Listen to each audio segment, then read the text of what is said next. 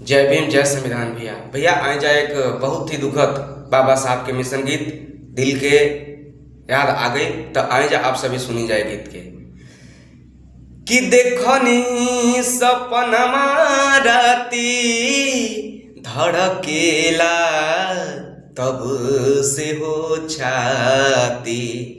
देखनी सपनमा राती धड़केला तब से हो छाती। अरे मोरे बहुजान, अरे मोरे बहुजान कि भीम जी के प्रतिमा खंडित भइले भाई। अरे मोरे बहुजान भीम जी के प्रतिमा खंडित भइल न हो।